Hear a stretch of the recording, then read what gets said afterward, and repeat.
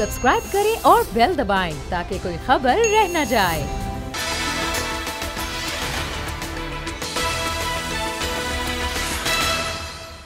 अस्सलाम वालेकुम नाज़रीन, प्रोग्राम अब बात होगी में खुश आमदेद। मैं हूं मोहम्मद कामरान। विफाक के साथ साथ तमाम सूबाई हुकूमतों ने भी अपने अपने बजट पेश कर दिए हैं। विफाकी बजट की बात की जाए तो 383 अरब के नए टैक्सेस लगाए गए हैं और इनडायरेक्टेड टैक्सेस में भी इजाफा होगा। अब बात यह है कि जो पहला महंगाई में जो इजाफा होगा वो टैक्स की मद में नहीं बल्कि पेट्रोलियम लेवी की मद में होगा, जिसके लिए आप सबको तैयार हो जाना चाहिए। पेट्रोलियम लेवी की मद में हुकूमत ने 610 अरब रुपए का टारगेट रखा है, जिसके बाद अब कहा यह जा रहा है कि पेट्रोल और डीजल की फी लीटर कीमतों में 2500 रुपए तक इजाफा हो सकता है। बिजली की कीमतों में इजाफा ना करने के मामले पर भी हुकूमत अब तक IMF को मनाने में नाकाम दिखाई देती है। ऑपोजिशन का कहना है कि 650 सीसी गाड़ियों पर तो टैक्स में छूट दे दी गई है, लेकिन साइकिलों पर सेल्स टैक्स में इजाफा कर दिया गया है। तनख्वाहदार तबके के जो मेडिकल अलाउंस में उसमें इजाफा किया गया है। दूसरी जानिब जो अरबों कमाते हैं, ऑपोजिशन ये कहती है कि जो अरबों कमाते हैं स्टॉक मार्केट वाले, उनको टैक्स छूट दे दी गई है और तनख्वाहदार तबके पर 10 अरब रुपए के टैक्सेस लगाए गए हैं। इस हवाले से बात करेंगे। साथ साथ तजावुज़ात के खिलाफ ऑपरेशन भी जारी है। कराची में जो पवेलियन क्लब है और अलादीन पार्क है वहाँ पर चौथा रोज़ है आज जो तजावुज़ात के खिलाफ ऑपरेशन है उसका, इस पर भी बात करेंगे। तजावुज़ात के खिलाफ ऑपरेशन हो रहा है, बहुत अच्छी बात है, लेकिन ये तजावुज़ात बनी ही क्यों, किन की वजह से बनाई, कौन इन तमाम धंधों में शामिल थे, उन पे भी क्या कोई एक्शन लिया जाएगा और कब तक एक्सपेक्ट किया जाए कि उन लोगों के खिलाफ भी एक्शन लिया जाएगा जिनकी वजह से ये तजावुज़ात यहाँ पर बन पाई थी। क्योंकि होता ये भी है कि तजावुज़ात के खिलाफ ऑपरेशन होता है, ये ना सही किसी और जगह पे तजावुज़ात बन जाएंगी और अगले 25 साल तक वो भी बनी रहेंगी। तो नहीं किया जाए, कोई ऐसा इकदाम उठाया जाए कि ये तजावुज़ात ही ना बने और जो एक्चुअल रिस्पॉन्सिबल लोग हों इन तजावुज़ात के, उन पर भी एक्शन लिया जाए।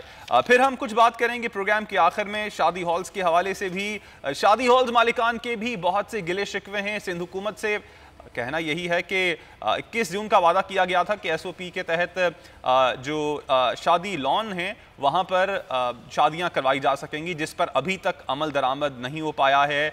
इस हवाले से भी आज के प्रोग्राम में बात करेंगे। सबसे पहले बात करेंगे बजट के हवाले से। इस वक्त हमारे साथ मौजूद हैं माहिर माशियात हैं अशफाक तोला। बहुत शुक्रिया अशफाक साहब आपके वक्त का। सर बताइएगा, विफाकी बजट तो पेश कर दिया गया है, आप वैसे मुतमईन हैं इस बजट में जो कुछ कहा गया है अगर इसी तरह ही मंजूर हो जाता है तो वो पाकिस्तान के लिए और पाकिस्तान के अवाम के लिए अच्छा होगा? बिस्मिल्लाहिर्रहमानिर्रहीम, थैंक यू वेरी मच। असल में देखिए, जो ये बजट में जो चीजें आपको नजर आ रही हैं, ये एक्चुअली आपको भी पता है कि हमारे IMF के मुआहदे के तहत काफी चीजें हमें टैक्स की जो मराहतें थी वो कम करनी पड़ी हैं। और यही बातें अगर आप आज कल अखबारी तराशे देखेंगे तो ये सेनेट की कायमा कमेटी भी काफी इस पे नाला है और वो हर चीज के अंदर कह रहे हैं कि जी 850 सीसी गाड़ी के कितने बेनिफिशियरी हैं ये बता दीजिए, वो क्या कस्टमर को नीचे छूट देंगे कि नहीं। तो अब इस किस्म की बातें तो अभी तो ये हवा में चल रही हैं। और आप अगर देखेंगे तो ये रेवेन्यू का टारगेट बहुत ज्यादा है, 610 अरब रुपए की, जैसे आपने कहा पेट्रोलियम डेवलपमेंट लेवी है, petroleum levy, sorry development levy अब नहीं होती है, तो पेट्रोलियम लेवी जो है ये भी एक बहुत बड़ा एक फिगर है और ऑब्वियसली ये बिल्कुल मेरा ख्याल है अवाम पे ही बोझ पड़ेगा। दूसरी तरफ स्टेट बैंक के प्रॉफिट भी हम 650 अरब के करीब देख रहे हैं, प्राइवेटाइजेशन की प्रोसीड भी 200 और 25 अरब पे हमने रखी है।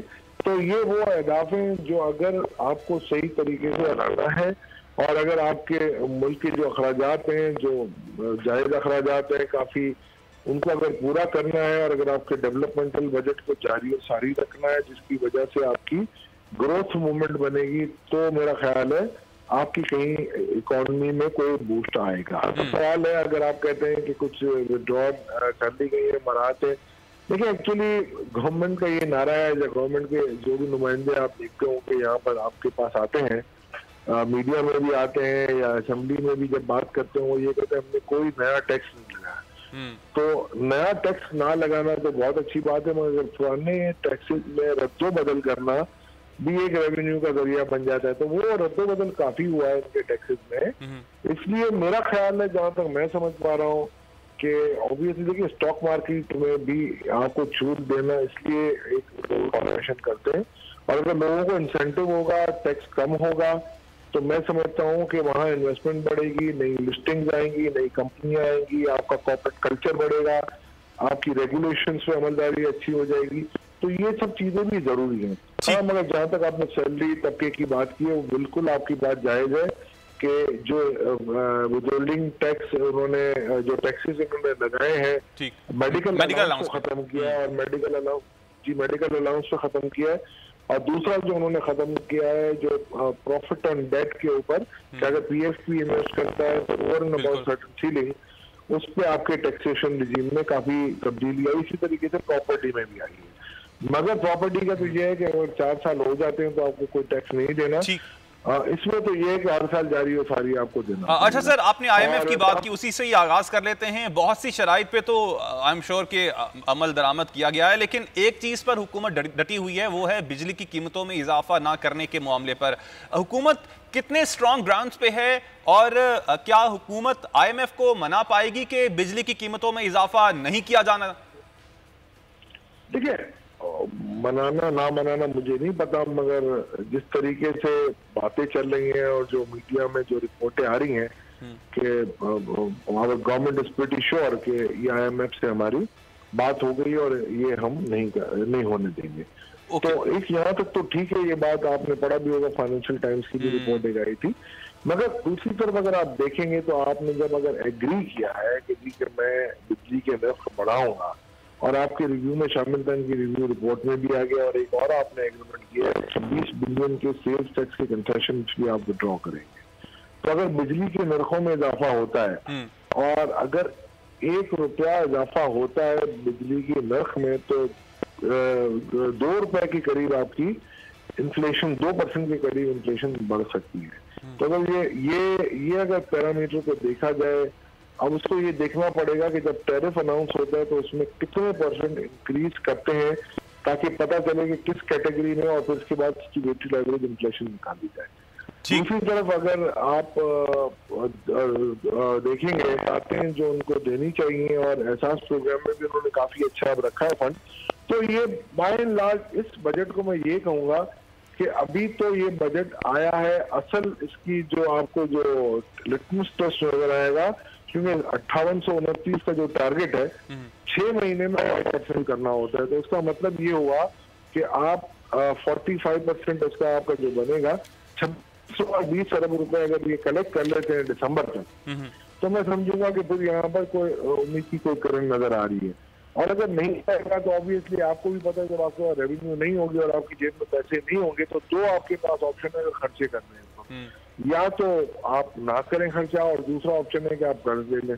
तो कर्ज के लिए जो मेरे हिसाब से जो उन्होंने फिस्कल डेफिसिट का टारगेट सेट किया है, तो वो 100-200 बिलियन से या इससे भी ज्यादा कहीं बढ़ सकता है। आपको जो मेजर हिट पड़ेगी वो पीएसडीपी पे पड़ेगी, और अगर वो आप नहीं कर रहे तो फिर आपके अफराद के दर में इजाफा तो नहीं होगा, मगर आपकी ग्रोथ कम हो जाएगी। तो जो फैक्टर मिला के आप रेवेन्यू टारगेट जब बनाते हैं, वो ये होता है कि इस साल आपने कितने कलेक्ट किए, 4700 प्लस अगर हो जाते हैं, और इसमें अगर मैं जो शरह नमू उन्होंने रखी है 4.8%, और जो अफरात दर 8% रखा है, तो 5300 अरब का टारगेट तो आपका नेचुरल इकोनॉमी में देना चाहिए।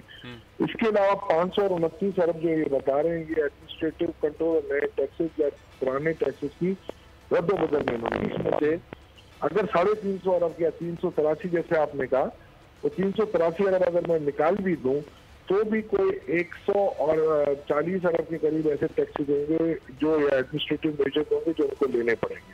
383 में 100 अरब के करीब, या मेरे नजदीक जो हमारी टीम ने कैलकुलेशन की है, 70 अरब ऐसे थे जो कि आपके इंटरनेट और ये अपना जो उसके अंदर टेलीफोन की मिनट्स के ऊपर जो उन्होंने किए थे, उसके मद में इनको शायद मिल जाते, मगर वो प्राइम मिनिस्टर साहब ने और मेरा ख्याल है मना कर दिया। तो ये अगर 70 अरब में मैं ना कर दूं तो 200 अरब के ऐसी एडमिनिस्ट्रेटिव मेजर्स होंगी जो उनको लेने पड़े। ये देखते हैं, क्योंकि मुझे नहीं लगता पीओएस में भी अगर मैं जाता हूँ और मेरी जो कैलकुलेशन कहती है 9 अरब से ज्यादा इसमें भी आप नहीं दे सकते।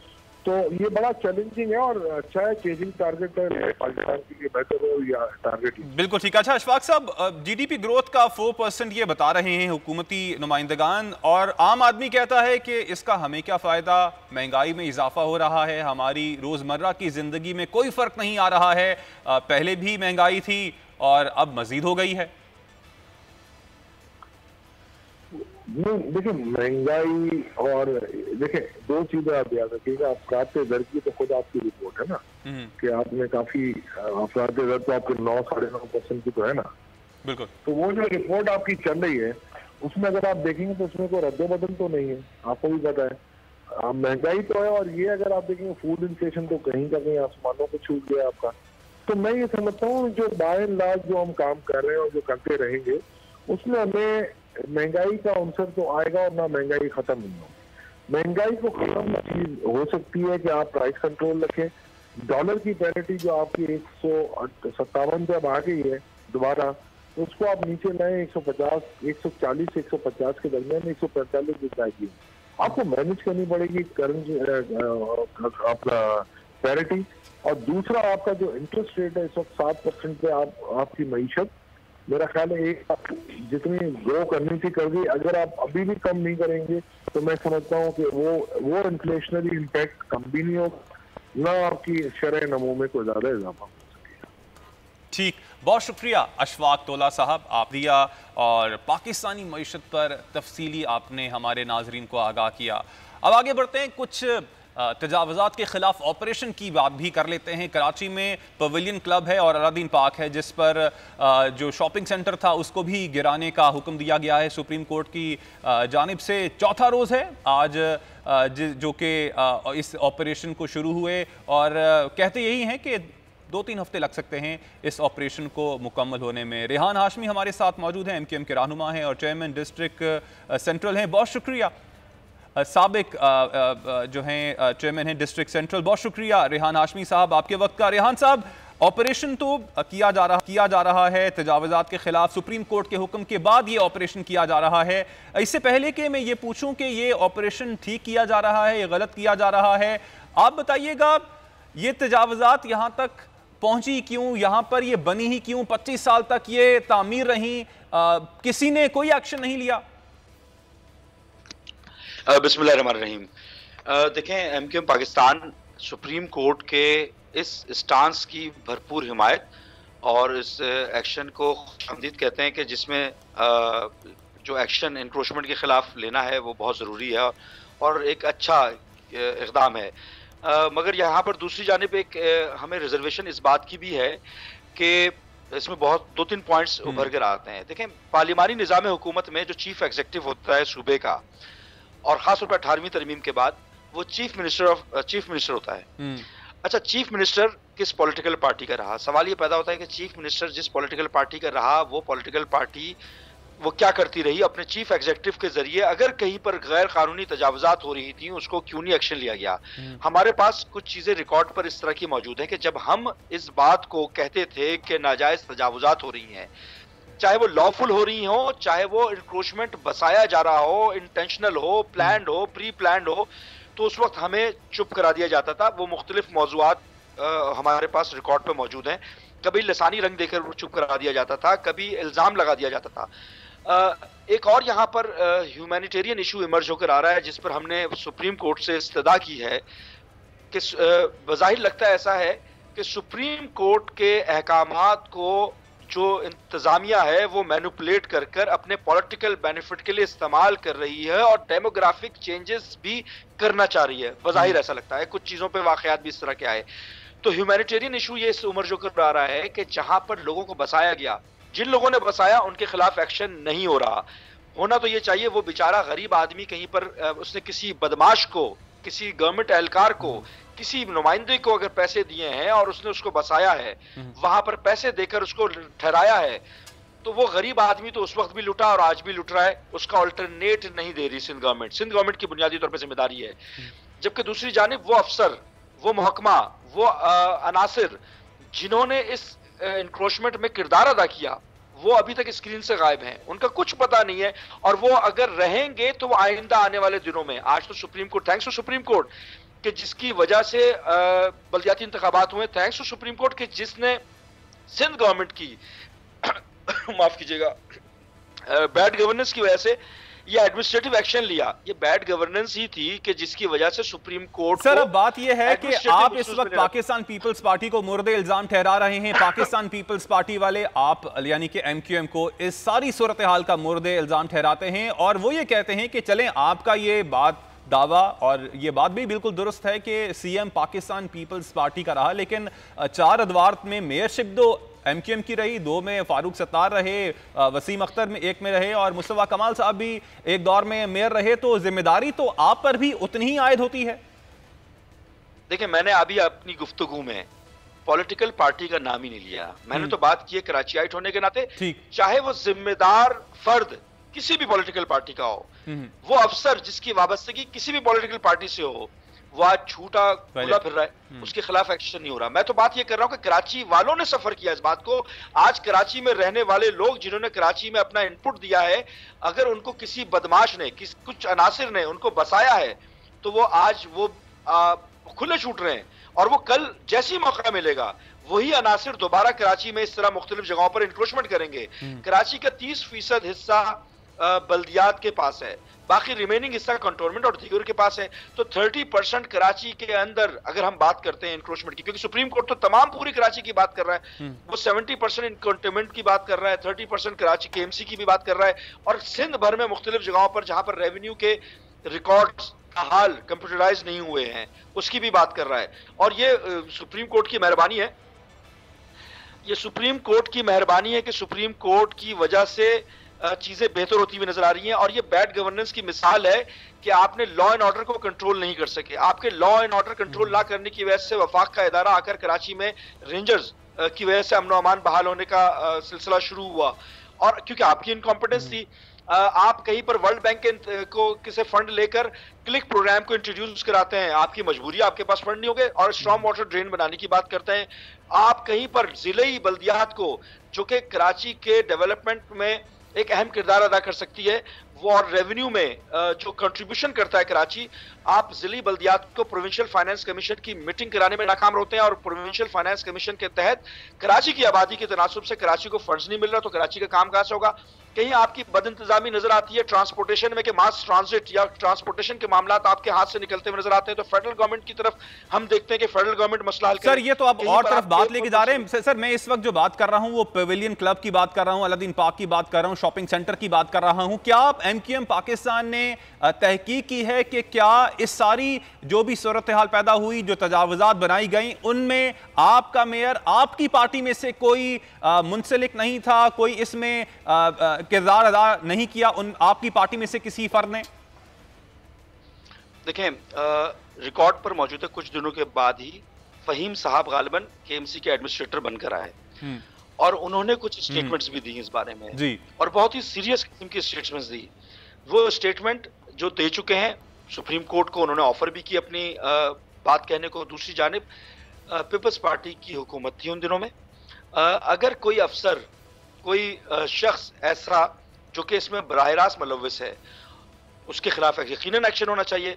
मगर दूसरी जानिब मेरा अपना जाती ख्याल ये है कि अगर कहीं पर सुप्रीम कोर्ट को ऐसे रिकॉर्ड फराहम किए जा रहे हैं कि जो कि फैक्ट्स एंड फिगर्स से हटकर हैं, तो सुप्रीम कोर्ट उनके खिलाफ भी एक्शन ले। क्योंकि देखें, कराची वालों के लिए एक ब्लेसिंग के तौर पे मैं देख रहा हूं कि सुप्रीम कोर्ट है, वरना पुरसाने हाल नहीं है। वाटर कमीशन बना था, देखिए सुप्रीम कोर्ट या जुडिशियल कमीशन के इंटरवेंशन से ही हम उम्मीद कर सकते हैं, बाकी तो जो सूरत हाल है वो आपके सामने। आपका पॉइंट आ गया और फ़हीमुज़्ज़मान साहब की मैं जरूर बात करूंगा, उनका इंटरव्यू मैंने भी देखा है। लेकिन क्या खामोश रहना उस वक्त, जो अगर कोई बंदा खामोश रहा है और उस वक्त आवाज नहीं उठाई बात पे जो फ़हीमुज़्ज़मान साहब कह रहे हैं, तो क्या उसके खिलाफ भी कार्रवाई नहीं होना चाहिए? क्योंकि खामोश रहना खुद भी एक जुर्म है। ब्रेक के बाद इस हवाले से बात करेंगे। रेहान साहब आप हमारे साथ मौजूद रहिएगा, नाजरीन आप भी हमारे साथ मौजूद रहिएगा।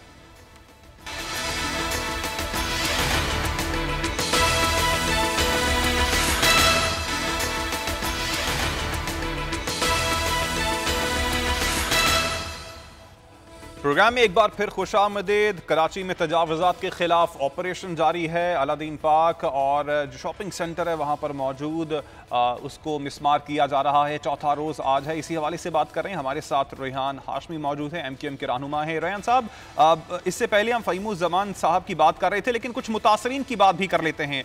जो मुतासरीन हैं उनके पास आप MQM यानी कि कोई MQM का बंदा, कोई MQM का रहनुमा इन मुतासरीन से मिला है इनकी दादरसी के लिए कि जो कुछ उनके साथ हो रहा है वो सही नहीं हो रहा है? देखें, मेरी मालूमात के मुताबिक इनका वफ्द मुख्तलिफ पॉलिटिकल पार्टी से मुख्तलिफ स्टेक होल्डर्स बशमूल MQM के पास भी रब्ता कर रहा है। इनके बकौल इनके पास डॉक्यूमेंट्स और जो डॉक्यूमेंट्री रिक्वायरमेंट्स थी, जो लीगल रिक्वायरमेंट थी, वो तमाम चीज़ें पूरी की हैं इन्होंने। और तो मेरा ज़ाती ख्याल तो ये है कि इनको सुप्रीम कोर्ट को रजू करना चाहिए। दूसरी जानिब पॉलिटिकल पार्टी की हैसियत से, नुमाइंदा होने की हैसियत से जो चीज़ हम तक आ रही है वो हम मीडिया के जरिए पहुंचा भी रहे हैं। और फिर दूसरी जानिब अगर कहीं पर लोग आबाद हैं, ये तो वो कमर्शियल एरियाज हो गए कि जो क्लेम ये कर रहे हैं कि उन्होंने तमाम डॉक्यूमेंट्री रिक्वायरमेंट पूरी की थी उस वक्त। फिर जहाँ पर सवाल ये पैदा होता है कि अगर उन्होंने डॉक्यूमेंट्री रिक्वायरमेंट अगर तमाम चीज़ें पूरी की थी और सिंध गवर्नमेंट पीपल्स पार्टी की हुकूमत थी, सिंध गवर्नमेंट उसको रन कर रही थी और मुख्तलिफ स्टेक होल्डर्स मौजूद थे, तो वो मुख्तलिफ स्टेक होल्डर्स उस वक्त जो जिम्मेदार थे उनको भी पूछा जाए कि आपने किन बुनियादों पर ये एलोकेशंस की, अलॉटमेंट की। और मेरा ख्याल है कि एक वंस एंड फॉर ऑल इस चीज को आइडेंटिफाई होकर कंक्लूड होना चाहिए। बसूरत दीगर तो जो अभी मिसमार करने का काम कर रहे हैं, तो मुझे खदशा है कि कहीं कल कला को ऐसा ना हो कि इनकी इन्वेस्टिगेशन की जाए कि जनाब आपने अपने हदूद से बढ़कर ये मिसमार क्यों किया, वो मिसमार क्यों किया। मुझे फील ऐसा होता है ज़ाती तौर पर कि मौजूदा इंतज़ामिया ख़ास तौर पर ऑनरेबल सुप्रीम कोर्ट के अहकामात को मैनिपुलेट कर रही है। अहकाम सुप्रीम कोर्ट का बहुत ही क्रिस्टल क्लियर है कि गैर कानूनी तजावुज़ात को ख़त्म किया जाए। अब उन गैर कानूनी तजावुज़ात को ग्राउंड के ऊपर जो लोग देख रहे हैं वो कहीं ऐसा तो नहीं है कि कानूनी डॉक्यूमेंट्स होने के बावजूद भी किसी चीज़ को ख़राब कर रहे हैं और लोगों के को बड़े पैमाने पे बेरोज़गार करने का सबब बन रहे हैं, बेघर करने का सबब बन रहे हैं। और फिर अगर फर्ज करें कि किसी की आबादी गैर कानूनी तौर पर कहीं पर है भी, तो मैं यकीन के साथ कह सकता हूं कि supreme court, honourable supreme court ये कभी भी नहीं कहेगी। सिंध गवर्नमेंट को वाज़े तौर पर किसी मौके पे अहकामात भी दिए हैं कि इनकी आबादकारी कराई जाए, इनको शिफ्ट किया जाए, इनकी रिहाइश का बंदोबस्त करने के बाद वो एंटी इंक्रोचमेंट की ड्राइव की जाए। और मैं यहाँ पर यह भी रिक्वेस्ट करना चाहूँगा कि जिन लोगों ने इनको बसाया, चाहे वो KMC कच्ची आबादी के ज़ेरे निगरानी बसा, चाहे वो सिंध कच्ची आबादी के तहत बसाया गया, नालों के अतराफ में बसाया गया, ये खूनी नाले जहाँ पर हर हफ्ते हर महीने 2-4 बच्चे इस नाले में जाकर लोग, खवातीन हलाक होते हैं, तो यहाँ पर बसाने वालों के खिलाफ भी एक्शन होना चाहिए।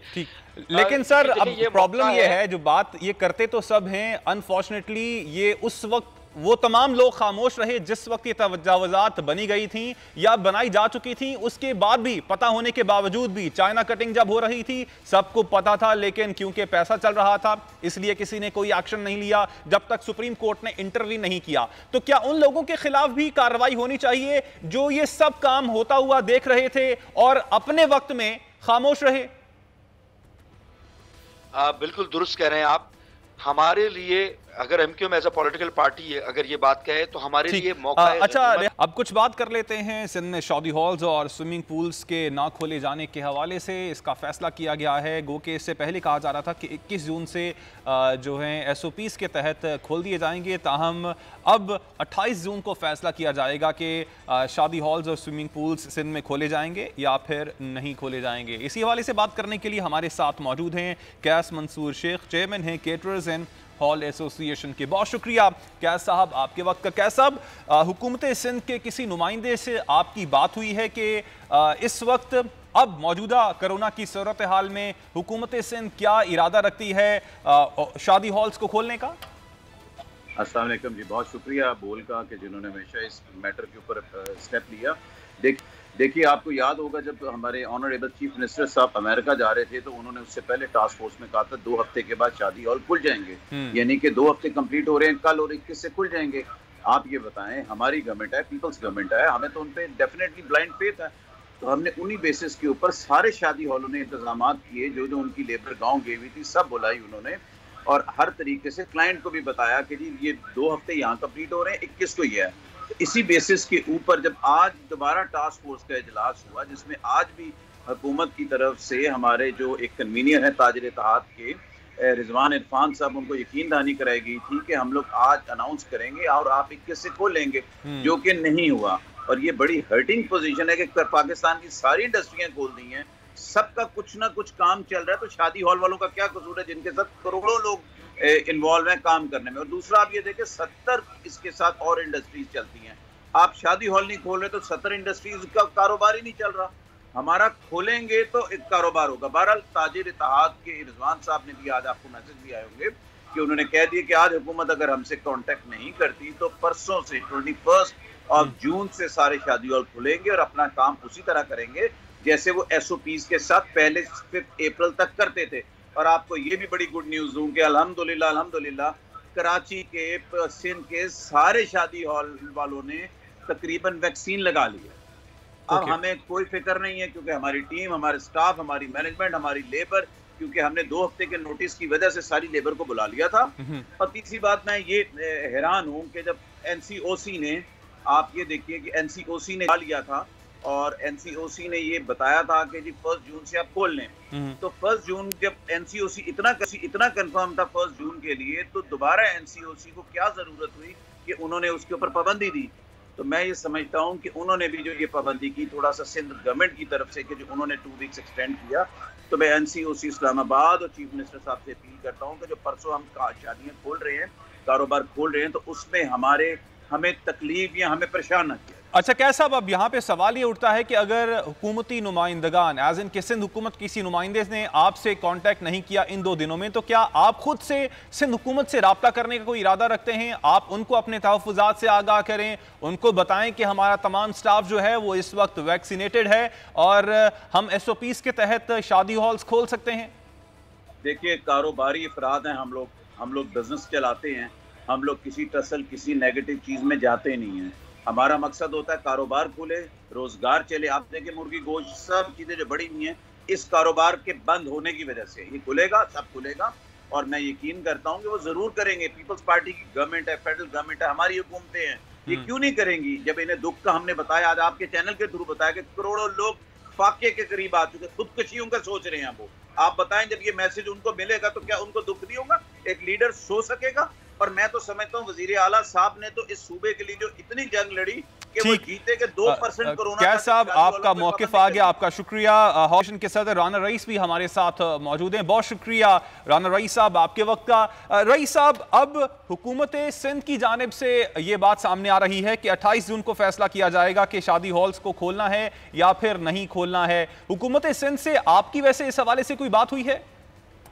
देखिए, हमारी मुसलसल 2 माह से शादी हाल खुलने के ऊपर जो सिंध गवर्नमेंट से बात हो रही है, ये हर अपेक्स कमेटी से पहले इनकी तरफ से मैसेज आता है कि जी नेक्स्ट वीक के अंदर ये शादी हाल खुल जाएंगे। ये एक वीक करके इन्होंने 2 माह निकाल दिए हैं। देखिए, हमारी जो प्रॉब्लम्स है वो सबों के सामने, अब वो प्रॉब्लम जो है ना वो इससे आगे निकल चुकी है। अभी लास्ट टाइम, अभी 3 दिन पहले भी हमारे एक वेटर ने सुसाइड अटेम्प्ट करने की कोशिश की, दरवाजा तोड़ के हम लोगों ने उसको निकाला है। अब उसके गवाह थे हमारे सामने। हमारी लेबर का क्या हाल है हम जानते हैं। हमारा गवर्नमेंट के किसी भी ओहदेदार ने आए ना तो हमारे लेबर के लिए, ना हमारे एम्प्लॉयज के लिए, ना हमारी लाइट इंडस्ट्री के लिए किसी के लिए बात की है। इन्होंने बजट की बात की है कि एक आम आदमी के लिए 20,000 25,000 का जो है सैलरी पैकेज कम से कम होना चाहिए। आप मुझे ये बताएं, 75% अवाम को बेरोजगार करके छोड़ा हुआ इन्होंने, उसकी तो इन्होंने बात ही नहीं की है। ये 25 और 20,000 देंगे किसको? वो तो लेने के लिए वो आवाम ही नहीं है, उनको तो इन्होंने घर पे बिठाया हुआ है। हमारे शादी हालों को सबसे लंबे टाइम के पीरियड के लिए इन्होंने बंद किया। अब किस चीज का इंतजार है? इन्होंने मंडियां खोल दी है, जो मवेशी मंडियां खोली है। क्या साबित करना चाहते हैं? क्या हम लोग जानवरों से बदतर है? आप मुझे बताएं, कितने तवील अरसे से हमारे शादी हाल बंद पड़े हुए, हमारी लेबर के ऊपर क्या गुजर रही होगी, हमारे मेम्बरान के ऊपर क्या गुजर रही होगी। अब तो चीजें बेच के सारी चीजें खत्म कर दी है। सारे अखराजात हमारे चल रहे हैं जनाब। तो रईस साहब, अभी हुकूमत का क्या कहना है? हुकूमत का कहना है कोई बात हुई है कि आप कब तक खोल सकते हैं ये शादी हॉल्स? सर हमने कोई बात नहीं करनी सिंध गवर्नमेंट से या फेडरल गवर्नमेंट से। हम पीर वाले दिन से अपने तमाम शादी हॉल खोलने जा रहे हैं। हम नहीं रुकेंगे, ना हमें अब कोई बात करनी है। हम पीर से शादी हॉल खोल के दिखाएंगे और खोलेंगे। हम भूखे नहीं मार सकते अपनी लेबर को, अपने मेंबर को। इससे बेहतर है हम खोल के मर जाए।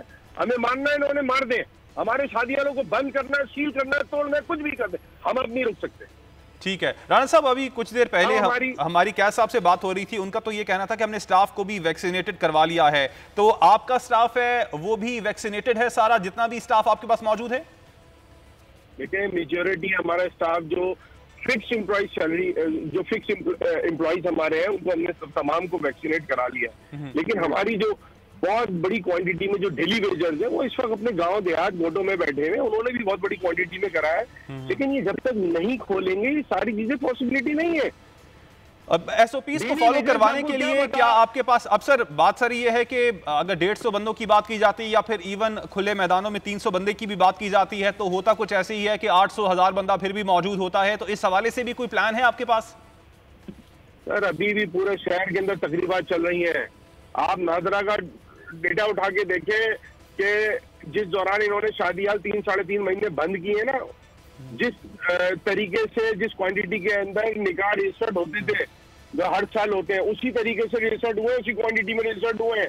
ये चीज का सबूत है कि तकरीबात सारी चल रही है, आपको भी नजर आ रही है। बंद सिर्फ शादी हाल को किया हुआ है। हमें तो ये लगता है शायद हमें डायरेक्टली इन्होंने टारगेट किया हुआ है। शादियां या तकरीबात बंद नहीं की हुई, इन्होंने शादी हाल को बंद किया हुआ है, तकरीबात नहीं है।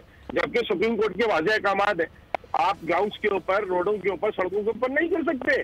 आपको इजाजत देनी पड़ती है। इनसे किसने इजाजत दी है जो तकरीबात कर रहे हैं? और मुझे बताएं जो छोटे छोटे घरों के अंदर, हॉस्पिटलों की छतों के ऊपर नीचे कोविड पेशेंट्स बैठे हुए, स्कूलों में मासूम बच्चे पढ़ते हैं, सुबह जाते हैं, रातों में तकरीबात हो रही है, ये स्प्रेड नहीं करेगा?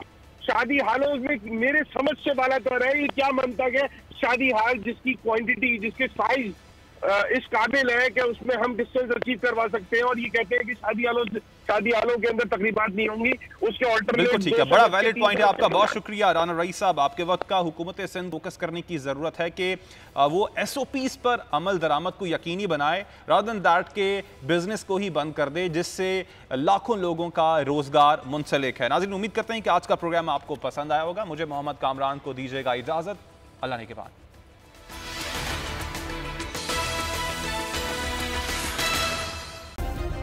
सब्सक्राइब करें और बेल दबाएं ताकि कोई खबर रह न जाए।